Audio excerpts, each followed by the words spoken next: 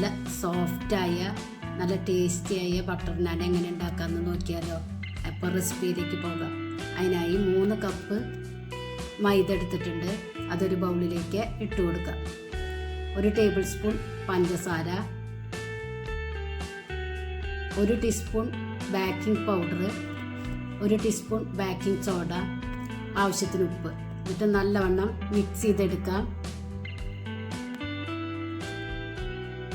2 table spoon vegetable ഓയിലും 1 ചെറുനാരങ്ങയുടെ നീരും ഒഴിച്ചു കൊടുക്കാം. വീണ്ടും മിക്സ് ചെയ്തെടുക്കുക.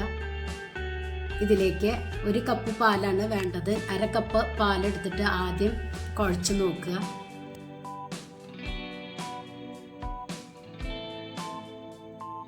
ബാക്കിയുള്ള പാലും ഒഴിച്ചു കൊടുക്കുക. എന്നിട്ട് നല്ലവണ്ണം ചപ്പാത്തിക്ക് കുഴച്ചെടുക്കുന്ന പോലെ കുഴച്ചെടുക്കാം.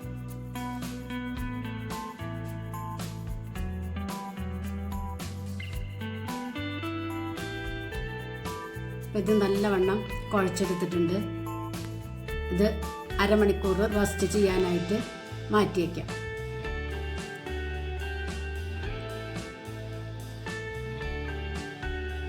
അരമണിക്കൂർ കഴിഞ്ഞു. മാവെടുത്ത് നമുക്ക് ചെറിയ ചെറിയ ബോൾസ് ആക്കി എടുക്കാം.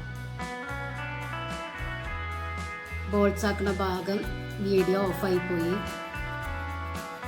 ഓരോ ഉരുളകൾ എടുത്ത് അതിലേക്ക് പൊടി തടവി ഇതുപോലെ പരത്തിയെടുക്കുക. ചപ്പാത്തിനെക്കാട്ടിയും കുറച്ച് കട്ടിയിൽ വേണം പരത്തിയെടുക്കാൻ.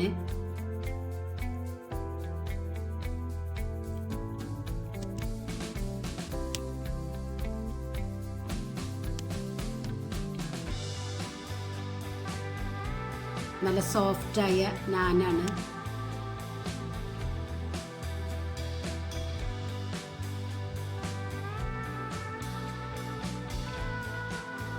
ഇതുപോലെ ബാക്കിയുള്ളതും നമുക്ക് പരത്തിയെടുക്കാം.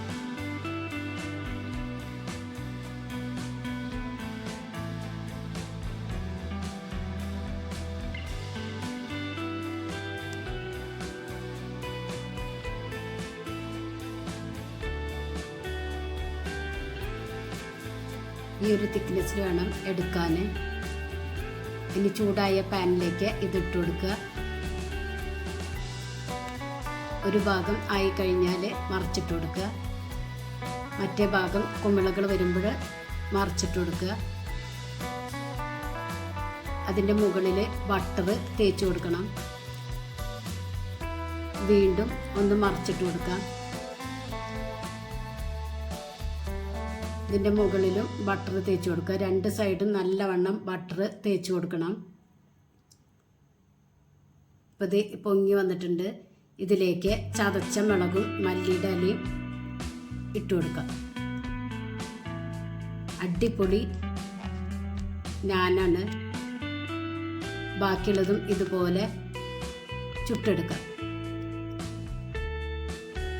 എല്ലാവരും ട്രൈ ചെയ്ത് നോക്കി ഫീഡ്ബാക്ക് ഒന്ന് അറിയിക്കണേ. നിങ്ങൾക്ക് ഈ ചാനൽ ഇഷ്ടമാവുകയാണെങ്കിൽ പ്ലീസ് ഒന്ന് സബ്സ്ക്രൈബ് ചെയ്യുക, ലൈക്ക് ചെയ്യുക, ആ ബെല്ലൈക്കൺ ഒന്ന് അമർത്തുക. അപ്പം ഞാനിടുന്ന ഇതുപോലുള്ള വീഡിയോസിൻ്റെ നോട്ടിഫിക്കേഷൻ നിങ്ങൾക്ക് കിട്ടും. Thank you.